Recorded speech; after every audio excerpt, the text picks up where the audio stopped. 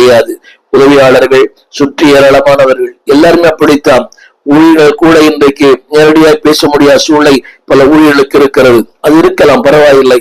ஆனால் ஆண்டவரிடத்திலே நேரடியாய் பேச முடியும். அந்த வார்த்தை சொல்லப்பட்டிருக்கிறது, அவர் எல்லா விதத்திலும் நம்மை போல சோதிக்கப்பட்டும் பாவமில்லாதவர் இருக்கிற பிரதான ஆசாரியரே நமக்கு இருக்கிறார். You can access with God. தேவனோடு விட நேரடியான ஒரு தொடர்பு.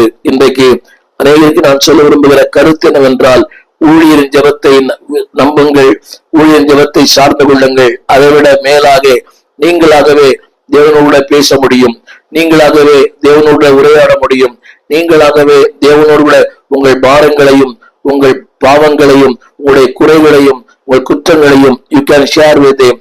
அவரோடு நீங்கள் பகிர்ந்து கொள்ளும் போது, அன்புடைய பிள்ளைகளே, உங்களுக்காக பரிதவிக்கிறவர் அதற்கான ஒரு பிராயச்சித்தத்தை, ஒரு பரிகாரத்தை உங்களுக்கு உண்டு பண்ணுகிறவர். எனவேதான் எபிரேயர் 4:16 சொல்கிறது, ஆதலால், பிகாஸ் நமக்கு ஒரு பிரதான ஆசாரியர் இருக்கிறார், எனவே நாம் சந்தோஷப்பட வேண்டும்.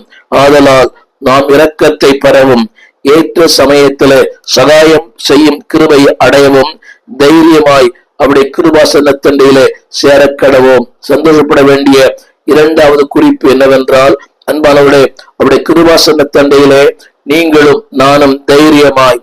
பல இடங்களிலே பிசாசு சொல்லுகிற ஒரு குற்ற உணர்வு என்னவென்றால், நீ பாவி, நீ ஜெபிக்க தகுதி இல்லாதவன், நீ ஆராதிக்க தகுதி இல்லாதவன், ஆலயம் செல்ல தகுதி இல்லாதவன், நீ வேதத்தை வாசிக்க தகுதி இல்லாதவன். பிசாசு கொடுக்கிற ஒரு குற்ற உணர்ச்சி. ஆனால் ஆண்டவர் சொல்லுகிறார், அந்த உணர்ச்சிகளை தூக்கி எறிந்து விட்டு வேதம் சொல்கிறது, இரக்கத்தை பெற, இரண்டாவது சகாயம் பெற, மூன்றாவது அவருடைய கிருபாசனத்திலே தைரியமாய் நீங்களும் நானும் கிட்டி சேர முடியும். இதுதான் திருமறை சொல்கிற வார்த்தை. Not only we have adoption, we have an access.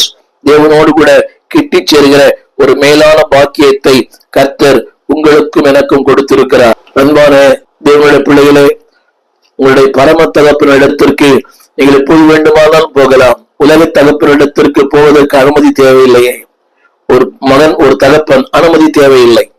ஆனால் அன்பானோட இந்த உலகத்தில் அனுமதி தேவையில்லை. பரலோகத்தில் இருக்கிற உங்கள் பிதா, என்னுடைய பிதா, தான் மல்கியாவிலே சொல்லுகிறார், நான் பிதாவானால், அப்படியானால் அவர் உங்களுடைய பிதா, என்னுடைய பிதா. டோன்ட் ஹெசிடேட், கவலை வேண்டாம், தயக்க வேண்டாம்.